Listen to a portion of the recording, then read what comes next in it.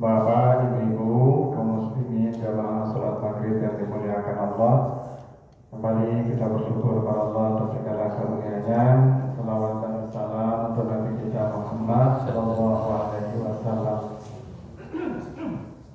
Bapak Ibu yang saya muliakan, malam ini kita akan bahas surat Al-Hujurat, ya. Surat Al-Hujurat, surat yang ke-49.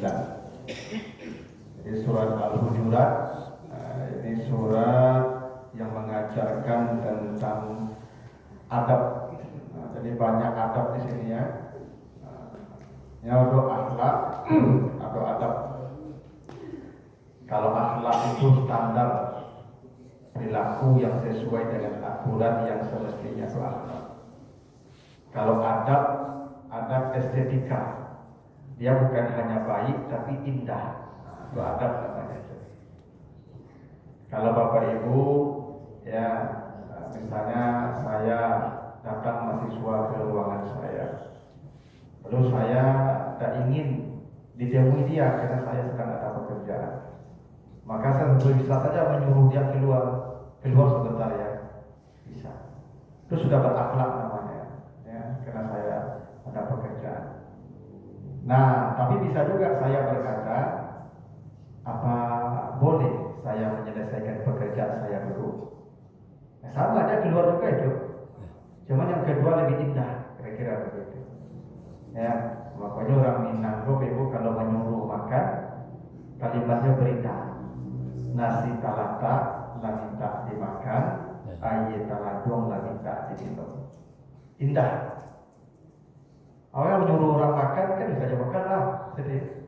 Atau sungkahan lah. Ya, kalau begitu bahasanya kan bisa takbir, ya. Nah, maka dipakai kalimatnya kalimat yang indah. Itu namanya adab. Jadi adab itu keindahan, ya, dalam kita berperilaku. Bukan hanya baik, tapi indah. Gitu. Saya kalau misalnya pakai kaos, saya ceramah, tidak pakai peci. Saya ada yang salah nggak, Beb? Ya nggak ada, kan saya menutup aurat. Apa salahnya saya? Cuma nggak pakai peci ceramah, nggak indah. Yang indah itu yang disebut adab, ya. Jadi agama itu bukan hanya soal benar dan salah, ada soal keindahan perilaku. Nah, keindahan perilaku itu disebut di ayat ini, surat Al-Hujurat. Nah, Al-Hujurat ini suratnya turun di Madinah, tepatnya tahun ke-9, ya, setelah hijrah. Jadi surat Al-Hujurat itu turun tahun 9 setelah hijrah. Makanya namanya Al-Hujurat. Al-Hujurat itu jamak dari hujrah, kamar. Jadi kalau satu kamar, itu bahasa Arabnya hujrah. Kalau banyak kamar, itu hujurat. Karena kamar Nabi itu banyak, ya, karena istri Nabi itu 8. Ya, 8 istri Nabi itu yang bersama beliau. Dan itu per kamar. Jadi Aisyah yang paling dekat dengan mihrab Nabi itu. Di samping itu kamarnya Hafsah, di samping itu kamarnya Ummu Salamah, di samping itu kamarnya Sauda. Ada 8. Jadi seperti petakan, seperti persegi ini yang samping masjid. Nah, itu hujurat namanya, kamar-kamar. Ada 8 istri Nabi itu. Karena istri Nabi itu setelah Khadijah meninggal, itu Nabi punya istri totalnya 11. Tapi kemudian satu meninggal pula. 3 bulan setelah nikahi Nabi, meninggal pula, namanya Zainab binti Huzaimah. Ini meninggalnya lebih awal, ya, cepat meninggal. Ada satu lagi namanya Maria Kiftia. Nah, ini karena budak, aslinya budak ini hadiah dari Raja Mesir, dari Raja Kifti. Nah, maka ini tidak setempat dengan istri yang lain. Nah, jadi hanya 8 istri Nabi itu satu bedeng. Jadi kisah kamar-kamar saja. Nah, itu makanya Nabi biasanya habis sholat asar, itu menziarahi istri-istrinya. Nah, tanya kabar bagaimana kabarnya. Sebelum Nabi bermalam di tempat jatahnya siapa. Karena begitu aturannya kalau berpoligami itu. Tapi 8 ini khusus untuk Nabi saja. Apa-apa jadi contoh lah. Kalau apa ambil boleh banyak. Ya, kalau untuk Nabi ini jangan Bapak Ibu salah paham juga ya. Nabi punya istri sampai banyak 8 begitu. Yang pasti bukan tujuan syahwat. Karena Nabi berpoligami itu usia 53 tahun. Jadi Khadijah meninggal usia Nabi ketika itu 50 tahun. Ya. Beberapa waktu kemudian, sekitar 6 bulan kemudian setelah Khadijah meninggal, Nabi menikah dengan Saudah binti Zam'ah. Setahun kemudian baru Nabi menikah dengan Aisyah. Tapi ketika itu usia Aisyah baru 6 tahun lebih. Karena dia belum balik, nanti di Madinah baru berkumpul di Nabi setelah hijrah, setelah usianya 9 tahun lebih. Nah setelah hijrah itu Nabi punya istri banyak sampai 8. Berarti usia Nabi hijrah itu 53 tahun. Berarti Nabi berpoligami itu usia 53 tahun. Ada pula orang-orang tuh, Masya Allah ya, yang hatinya memang berpenyakit. Tuh lihat Muhammad tuh, makin gaib, makin bajadi gitu ya. Masya Allahnya gitu. Nabi menikah dengan banyak perempuan itu bukan tujuan syahwat, tujuan syariat, tujuan agama. Bacalah sejarahnya. Misalnya Nabi menikah dengan Zainab binti Jahsy. Ada salah satu istri Nabi namanya Zainab binti Jahsy. Nabi diperintah Allah menikah dengan Zainab binti Jahsy untuk menghapus hukum jahiliyah. Apa hukum jahiliyah yang hendak dihapus? Anak angkat tidak sama dengan anak kandung. Zainab binti Jahsy itu adalah istri daripada Zaid bin Harisah. Zaid bin Harisah ini anak angkat Nabi. Jadi Zaid bin Harisah itu budak Khadijah. Lalu setelah Khadijah menikah dengan Nabi, dimerdekakan, tapi dijadikan anak angkat oleh Nabi. Nah dalam tradisi jahiliyah, anak angkat itu sama dengan anak kandung. Bahkan bapaknya disebut bin ke bapak angkat. Muhammad, Zaid bin Muhammad. Begitu orang Arab memanggil dulu. Kalau bapak angkatnya mati, dia dapat warisan seperti anak angkat. Wajib. Kalau dia punya istri, misalnya saya mengadopsi anak, anak laki-laki. Jadi ketika anak dewasa nanti dia menikah dengan perempuan. Pendek usia dia meninggal maka saya haram menikah dengan istri anak angkat saya. Atau dia ceraikan istri dia, saya haram menikah dengan mantan istri anak angkat saya. Sama dengan anak kandung. Saya punya anak laki-laki saya menikah. Lalu dia meninggal anak laki-laki saya, maka istri dia ini haram menikah dengan saya. Karena mahram saya, karena anak saya. Sama juga anak saya dengan istri saya. Mungkin saya menikah dengan seorang perempuan yang masih muda, mati saya, anak saya laki-laki seusia dengan istri saya, haram anak saya menikah dengan istri saya. Ibunya dia itu, karena dia sudah bergaul dengan bapaknya.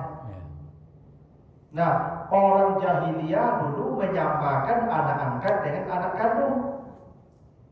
Maka Nabi disuruh menikah dengan Zainab binti Jahsy untuk menegaskan tidak sama anak kandung dengan anak angkat.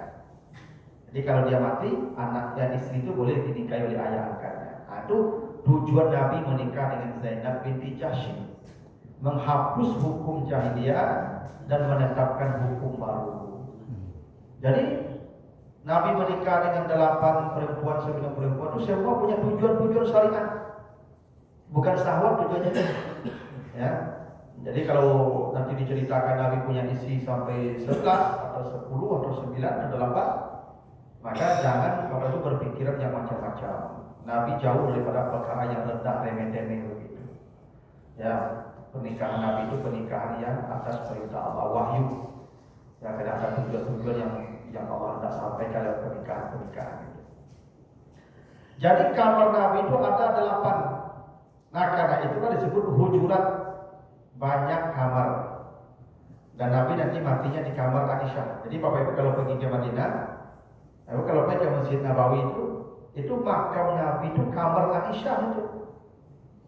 Ya. Karena kamar Nabi itu ketik-ketik ya Bapak Ibu ya. Kamar istri Nabi itu ketik-ketik. Ya, enggak kadang-kadang ada kamar awal. Kalau ada cerita salah satu istri Nabi itu namanya Ummu Habibah. Ummu Habibah ini bapaknya Abu Sufyan, musuh Nabi. Jadi bapaknya musuh Nabi, Abu Sufyan. Tapi anaknya istri Nabi, Ummu Habibah. Gitu.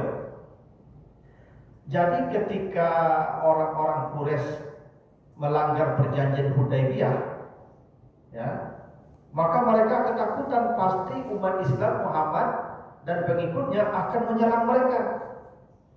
Maka mereka mengutus Abu Sufyan untuk bernegosiasi dengan Nabi ke Madinah, ubah perjanjian. Karena mereka melanggar perjanjian. Kalau udah ubah konsekuensinya perang. Mereka takut perang. Karena umat Islam sudah besar. Ya, anak apa? Kalau masuk, duduk saja dalam dada. Gitu. Ya, duduk dalam dada tangannya. Ya. Nah jadi Bapak Ibu, Ummu Habibah ini anak Abu Sufyan. Datanglah Abu Sufyan ke Madinah, mau negosiasi dengan Nabi. Jangan diserang kota Makkah, diubah perjanjian. Nabi tidak setuju.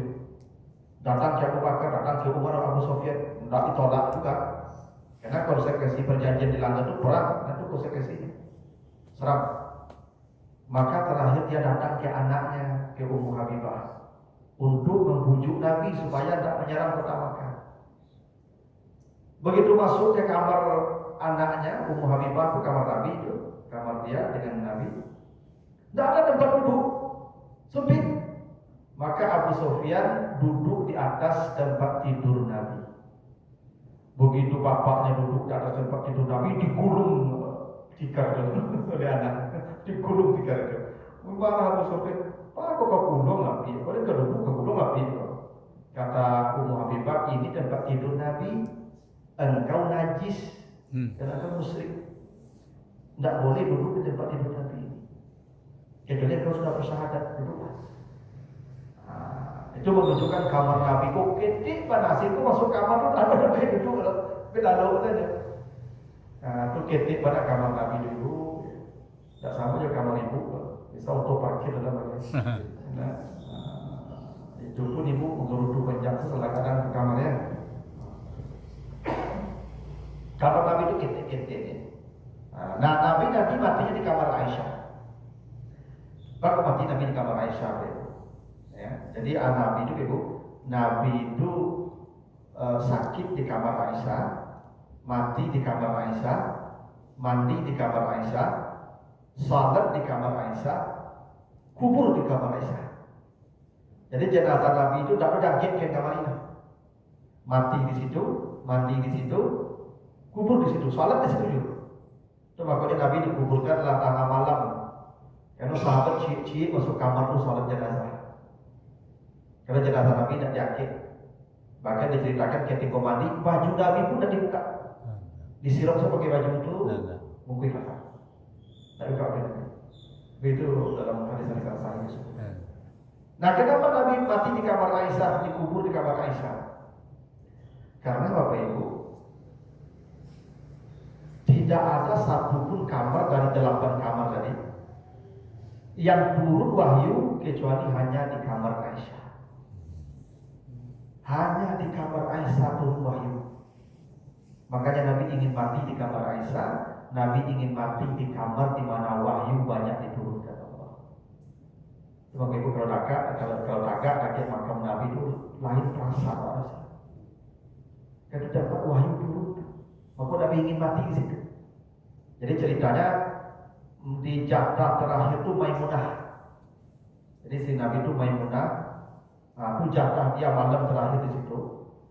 Kondisi pun sudah sakit sepulang dari Haji Wada. Ya, jadi bulan Muharram dulu sudah sakit. Ya. Lalu di tempat Maimunah itu dipanggil semua istrinya, kumpul semua istri di situ. Apa?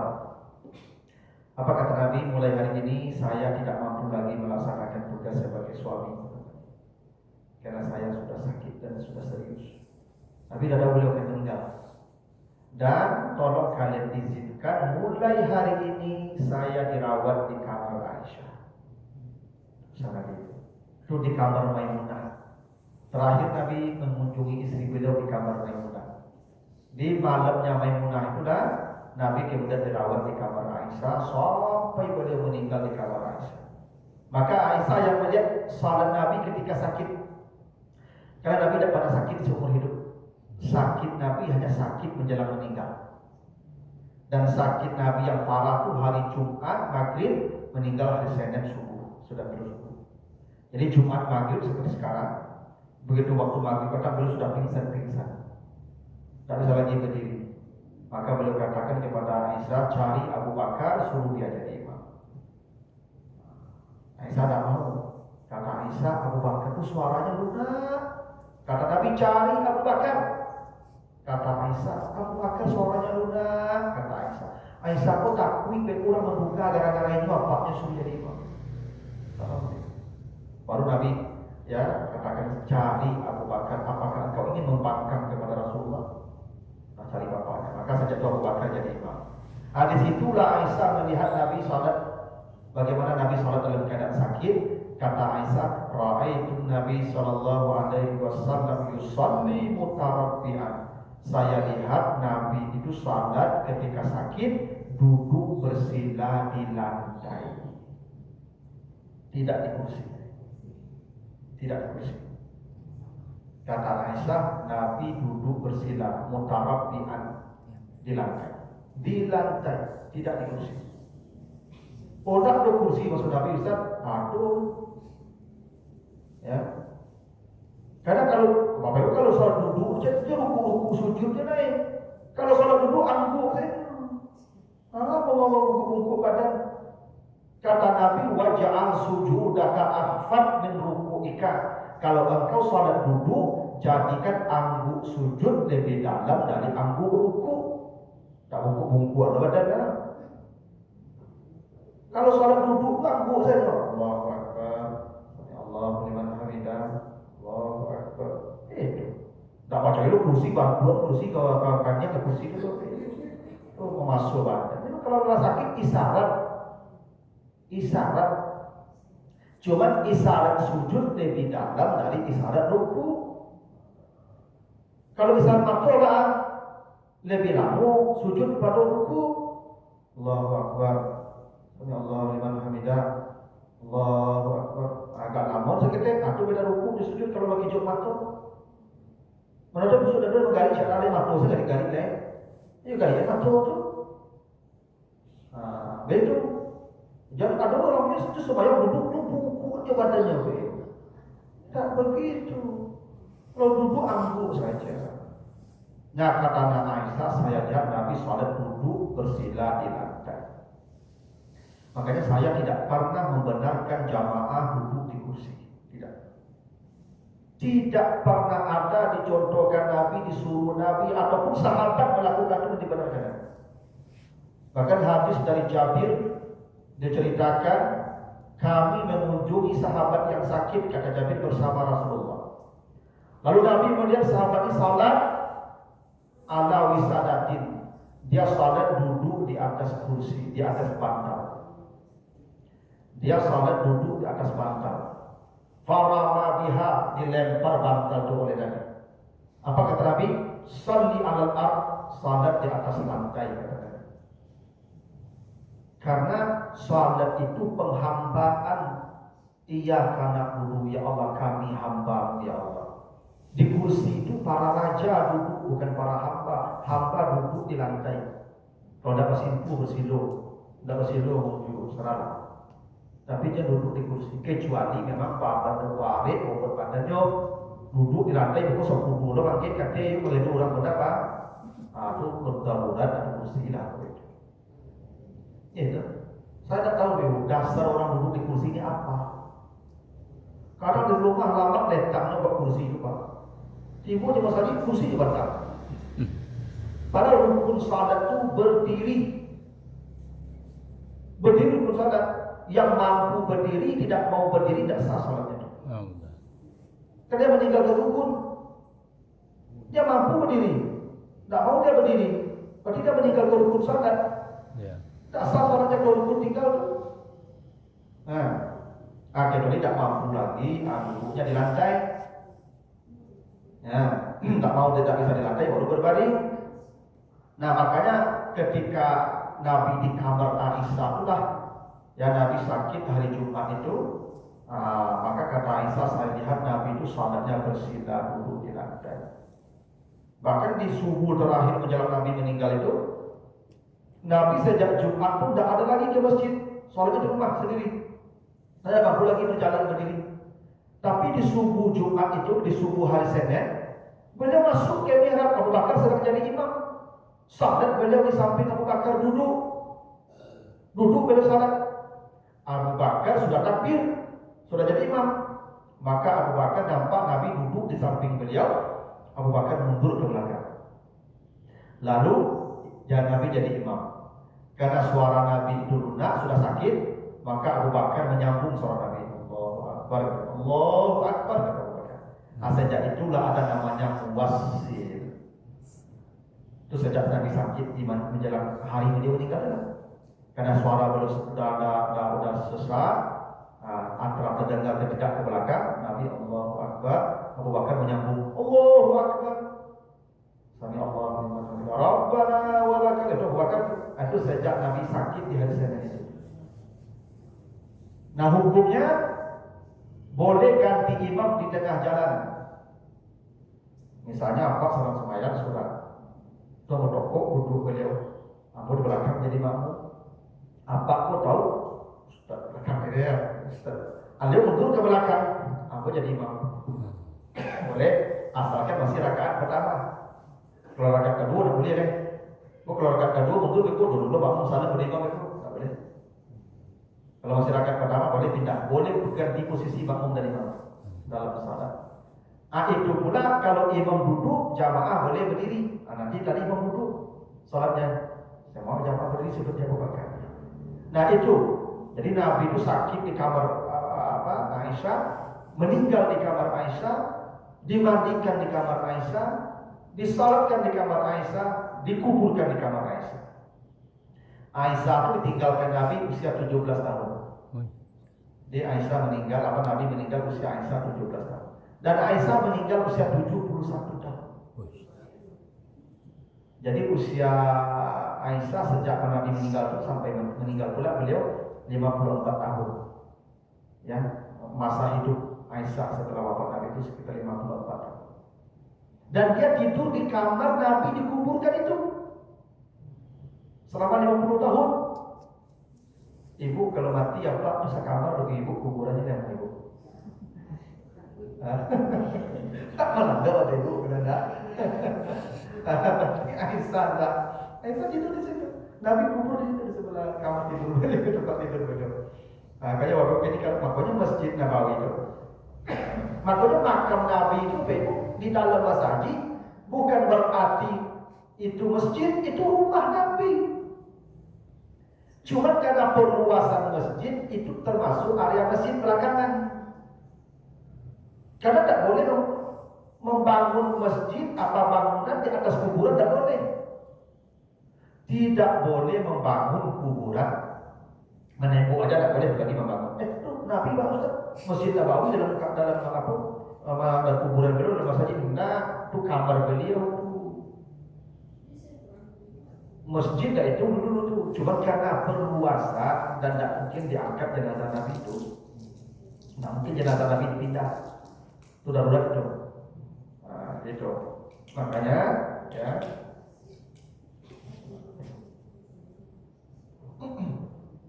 Nah, jadi di situ makam Nabi ya di kamar Aisyah.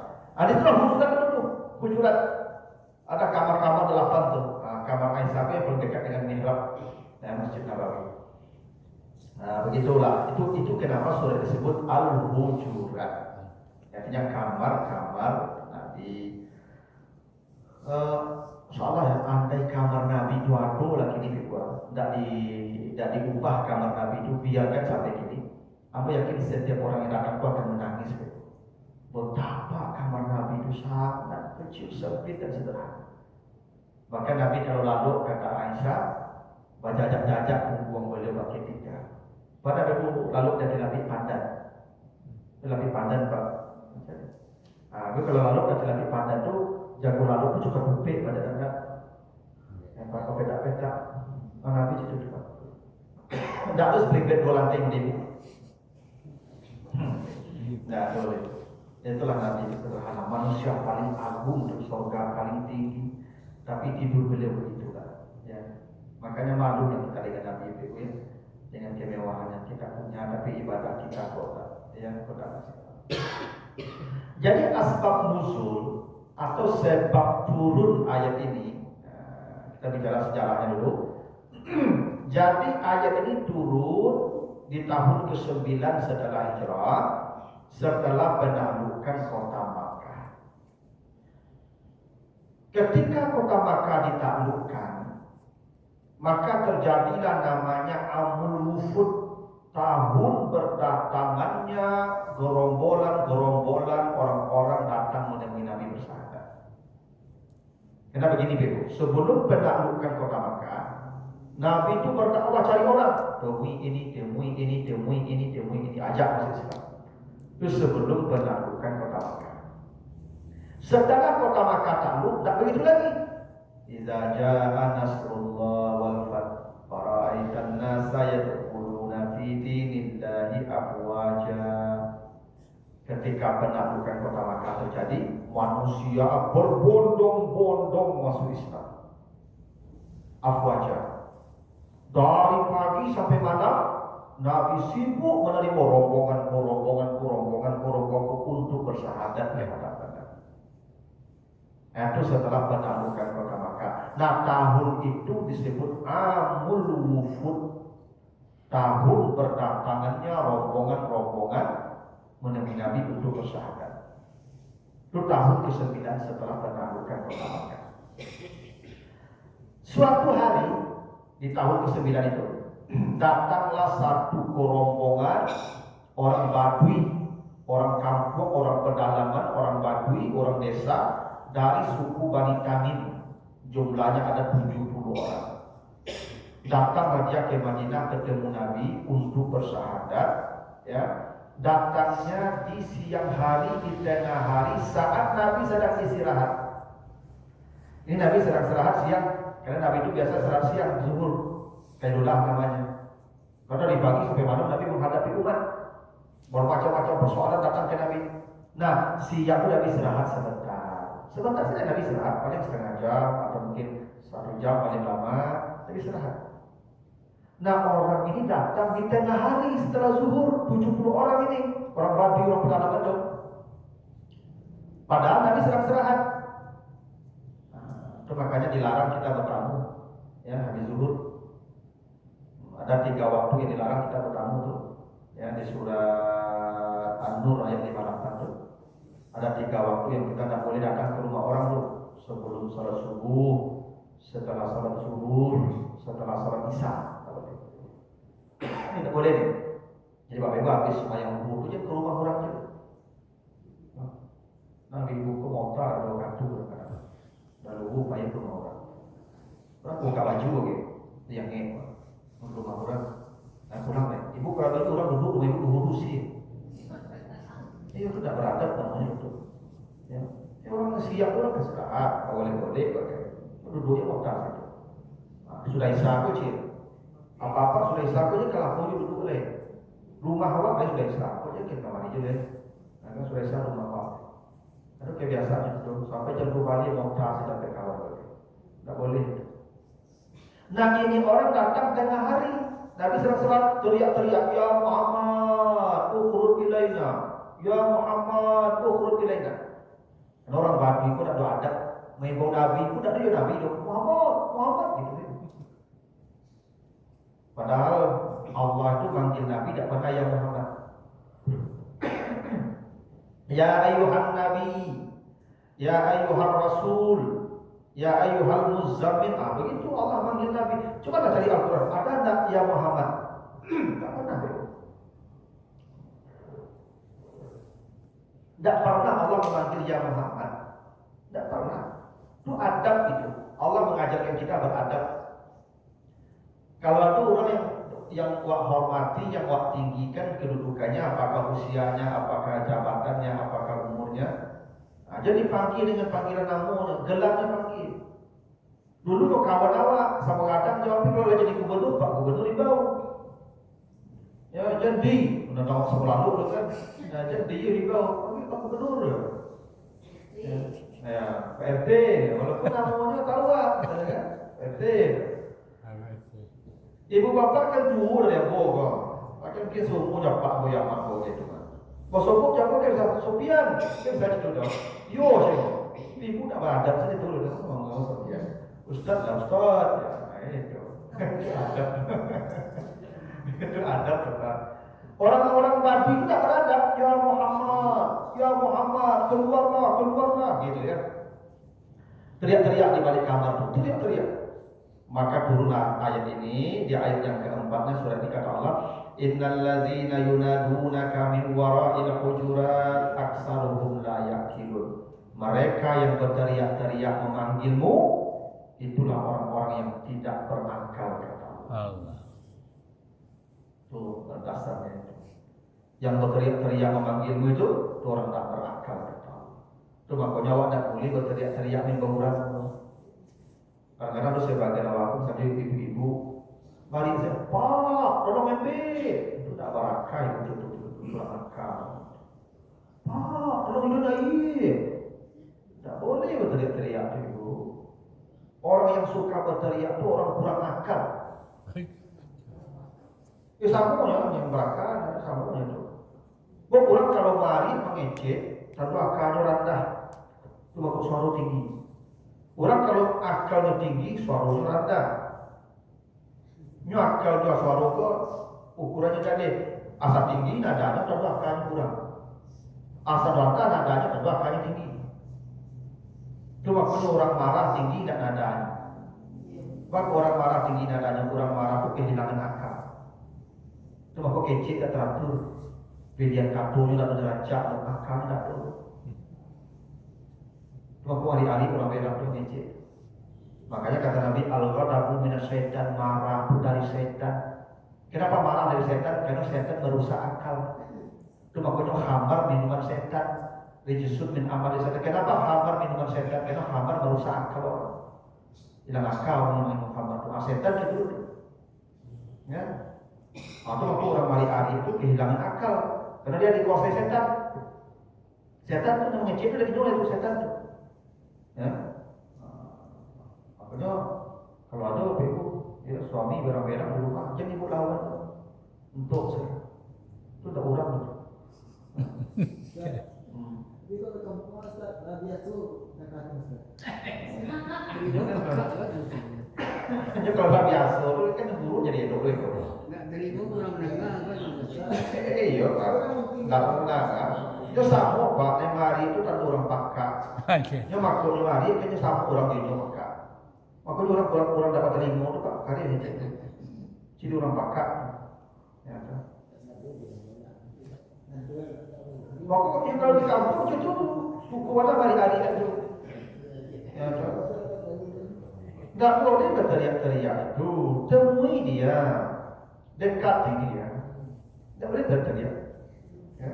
Orang berteriak itu Nabi kurang akal, tak berakal. Kalau berteriak, Assalamualaikum Pak Datuk. Itu tak berteriak. Itu menyambut. Berteriak itu jadi wamut. Itu yang berteriak. Itu nyapol. Itu menyambut. Ya.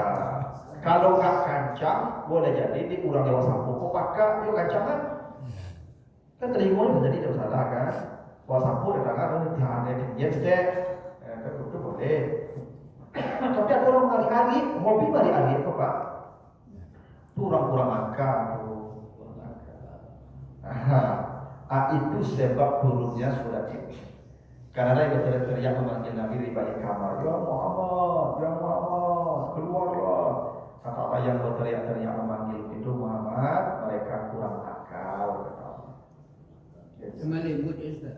Hah? Lima lembu. Iya, itu disebut adab tadi mengecek itu tamunya. Tapi kalau luar di kampung itu Ustaz Musabira awak disalahkan orang. Ayo betu, maknya waras saya tanya orang gilo, orang gilo coba. Tidak mesti lo jadi orang gilo, punya kecil waras. Kalau kita pendidik, Ya sama, teriak-teriak itu tidak baik. Karena yang berteriak itu kurang akal. Iya, yang berteriak itu kan kalau begitu. Yang berteriak-teriak memanggil itu mana itu kurang akal orangnya. Allah sebut begitu. Coba Bapak Ibu perhatikan profesor kalau bicara profesor yang lunak, lambe, rapi, bahkan terkadang-kadang orang yang Cina. Karena memang akalnya tinggi. Orang kalau akalnya tinggi mengecilnya rendah. Orang akalnya kalau rendah mengecilnya tinggi, nyogas tapi, gitu ya. Nah itu asbab nuzulnya. Nah sekarang kita lihat apa pesan adab-adab dalam ayat ini semua. Ini panjang ayatnya belum kita bahas ini ya. Ini baru cerita sebelumnya baru nih. Nah kalau ada pertanyaan baru silakan dulu. Pegang dua tiga. ngomongin hukum mendidik, sila kita dilakukan. Karena itu banyak kan. Di sini ada satu ribu sana kan kita. Iya, nanti ada ayatnya ada ketentuan setelah ini. Kalau dari bawah ke atas tidak boleh berteriak. Berteriak berarti meninggikan nada. Dari atas ke bawah dibolehkan meninggikan nada tapi bukan berteriak. Seorang guru boleh meninggikan nada ke murid. Cuma kok di Minangkabau kok ada namanya kato mendaki atau kato menurun. Yang mendaki kok tidak boleh tinggi, tidak boleh apa namanya itu dikas. Pokoknya kalau kaki itu lambe-lambe. Kalau lambe menurun boleh gak dikas, boleh gak kencang. Kira-kira begitulah filosofinya. Ya, jadi kalau orang tua ke anak boleh gak naik. Tapi kalau anak orang tua tidak boleh. Tadi kan mereka ke Nabi itu kan pemimpin, Nabi itu kan guru, kira-kira begitu. Tak boleh berteriak-teriak ke Nabi itu. Ya. Nah maka yang berteriak-teriak itu kurang akal, tidak berakal. Ya. Nah, jadi ibu itu kalau lalu jawabnya dari jauh saja. Pak, mau ben sapu. Nah, itu kami ya Pak, kalau bagian yang kain katanya sih, tidak boleh di jauh saja. Itu tidak orang ada. Ya. Nah, tapi apa kalau lah ibu itu apa agak lambe macam? Kan ada ibu suka hari-hari kan. Pak, tolong kain buat katin. Kecil ibu kerja apa? Kau dah orang hati sekecil anak ya. Tidak sekecil anak. Tidak boleh banyak begini. Ya tadi macamnya jadi endo jo. Kalau berteriak kayak Nabi tadi, Muhammad, tapi nya pakai Nabi Muhammad berteriak tuh boleh. Ya sama aja. Yang tidak boleh itu berteriaknya itu yang dilarang. Ya. Berteriak. Pokoknya sama hari-hari. Kadang-kadang anak-anak kebiasaan di rumah hari-hari pokoknya. Nyoka kadik, nyoka kakak, nyoka hari-hari dari jauh sih. Itu tidak beradab bicara begitu. Bicara itu datangi. Bahkan Umar bin Khattab itu kalau mengecek dengan Nabi itu antara kadang tidak. Sehingga Nabi itu kecil, kecil aja. Karena Nabi Umar kok takut makin selalu lagi kan. Takut. Nah, makanya anak-anak pun diajar dulu kok kali mengecek kakak. Nah, tidak boleh berteriak bicara. Allah melarangnya. Dan bisa diajar. Cuma yang induknya tidak ada cintu kapaknya, jadi sebetulnya kamu, ya kan? Kapak cintu mandi hari. Kalau orang kebiasaan di rumahku suku mandi hari satu. Sisi rumah itu bukan hari ya. Aduh kurang akal di rumah. Nah begitu lah dulu. Ayatnya belum kita bahas dulu ya. Nanti ayat satunya di bulan berikutnya. Amin. Begitu dulu. Mohon maaf nih dulu. Nanti kalau habis azan langsung di kamar sudah besar karena mau ditunggu. Jadi kurang mohon maaf kepada kawan kawan yang Assalamualaikum warahmatullahi wabarakatuh. Waalaikumsalam.